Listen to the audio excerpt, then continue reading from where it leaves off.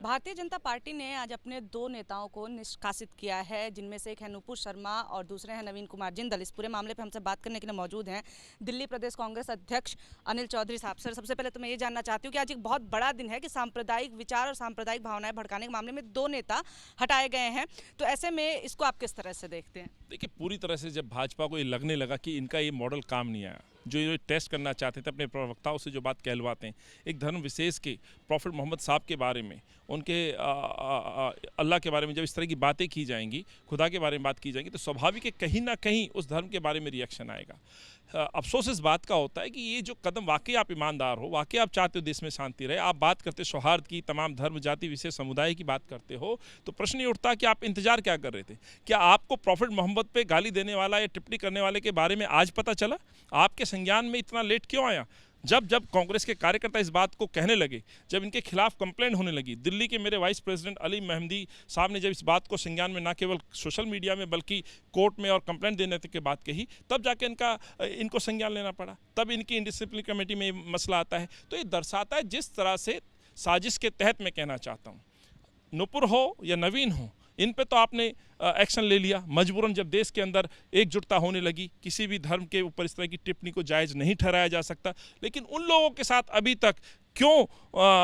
एक कदम नहीं उठाया गया उनके खिलाफ जो इससे पूर्व में इस तरह के काम करते रहे? चाहे अनुराग ठाकुर हो जो हाथ काटने की बात करते हैं, नफरत की बात करते हैं, चाहे तेजेंद्र बग्गा जैसे व्यक्ति हैं जो समाज को बांटने की बात करते हैं, या साहिब सिंह वर्मा जी के जो सुपुत्र हैं प्रवेश वर्मा साहब जो लगातार इस तरह की बातों या टिप्पणी करते हैं, तो इन लोगों पर कब कदम उठाएंगे? कई ऐसे इनके और दूसरे प्रदेशों के नेता हैं जो लगातार सौहार्द और धर्म के प्रति नफरत की आग उगलते हैं। तो प्रश्न मेरा भाजपा से है कि इन पे कब एक्शन लिया जाएगा? और इतनी देरी से ये जो कदम उठाए गए हैं, जो एक्शन लेने की बात कर रहे हैं, अपनी पीठ थपथपा रहे हैं, ये दर्शाता है कि आरएसएस और बीजेपी की पूरी तरह से पोल खुली है। सर, एक और सवाल है मेरा कि आपने जो बताया कि कई नेता ऐसे जिनका नाम नहीं लिया गया, जिनके ऊपर एक्शन नहीं हुआ, तो वो नेता बहुत बड़े नाम है भाजपा के, तो ऐसे में आपको क्या लग रहा है, क्या कारण है कि पहले इन दोनों लोगों को जो है अचानक से हटा दिया गया लेकिन अभी तक उन पर एक्शन नहीं हुआ जो बड़े नाम है भाजपा के? स्वाभाविक है, कहीं ना कहीं मैं पूरी तरह से इस बात को दावे से कहता हूँ, आरएसएस या भाजपा अपने तमाम नेताओं को कद के अनुसार हिसाब से टास्क देता है, समय समय में इस तरह की बातें कराता है, नफरत के बीज बुलवाता है और उसको चेक करता है, उसका रिएक्शन देखता है और आगे बढ़ता है।